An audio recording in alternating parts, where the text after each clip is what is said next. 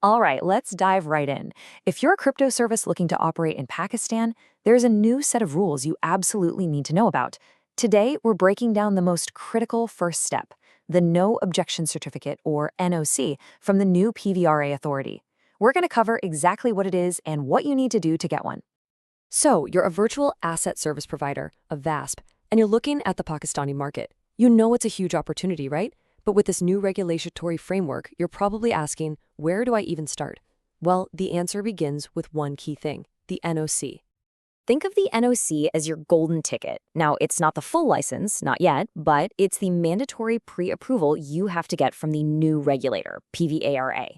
It's basically their official green light saying, okay, your initial setup looks good, you can move on to the next stage. It's the essential first link in the entire chain. And this is why it's such a big deal. The NOC isn't just some piece of paper. It unlocks your whole operation. It gives you the legal permission to actually set up your company in Pakistan. It gets you registered on the Go AML portal, which is crucial for anti-money laundering reporting. But here's the real game changer. It lets you start offering a limited set of services before you even get the full license. That's a massive advantage, letting you get your foot in the door while you work towards final approval.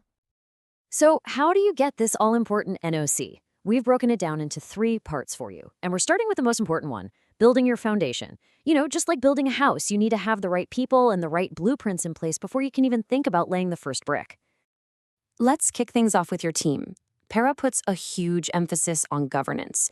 They really want to know who is running the show, and for them, this isn't just a box-ticking exercise. It's a core part of how they assess your risk.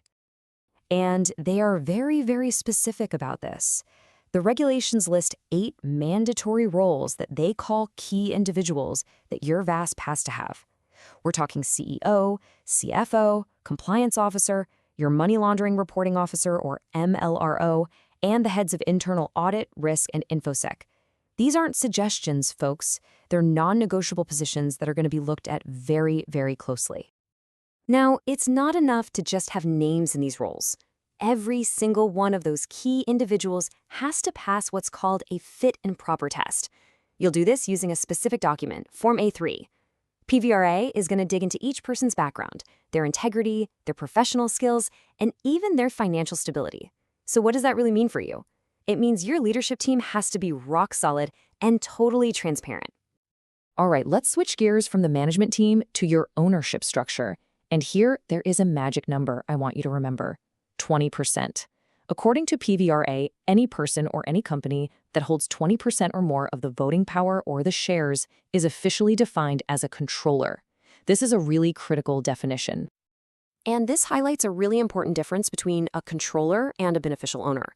See, a controller is anyone with that 20% stake. It could even be another company. A beneficial owner, on the other hand, is the actual human being at the very end of the ownership chain. PVIRA needs to know who both of these are, and you'll use another form, Form A2, to disclose every single one of them. Okay, so you've got your people all sorted out. The other half of your foundation is your anti-money laundering and counter-financing of terrorism framework. Now, I know that sounds intimidating, but it really just breaks down into 6 key things. You need a high-level policy approved by your board, clear procedures for knowing your customers, systems to monitor transactions, a way to screen against sanctions lists, a process for reporting suspicious activity, and a really good assessment of your own unique risks. Right, let's move on to part 2. Your foundation of people and policies is solid. Now you're ready to actually tackle the application itself.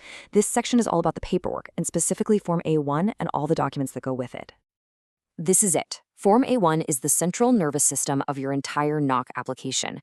It's the one big, comprehensive document that pulls together all the information about your business, your team, your owners, and all those compliance frameworks we just talked about. Getting this form right is absolutely crucial. Now, Form A1 doesn't travel alone. It needs a whole bunch of supporting documents. And I know it can look a little overwhelming, but it's much easier if you group them into categories like this.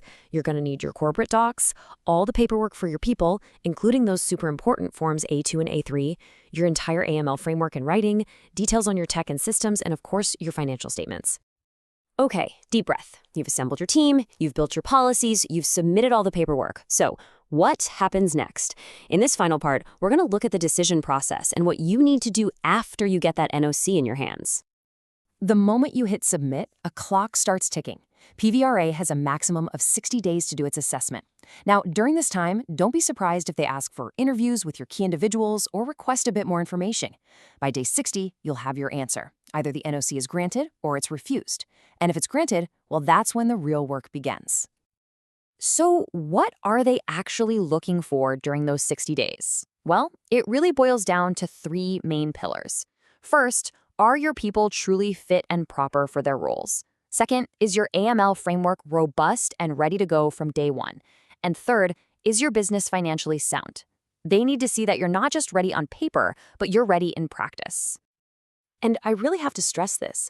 Getting the NOC is the starting line, not the finish line. You immediately have ongoing responsibilities.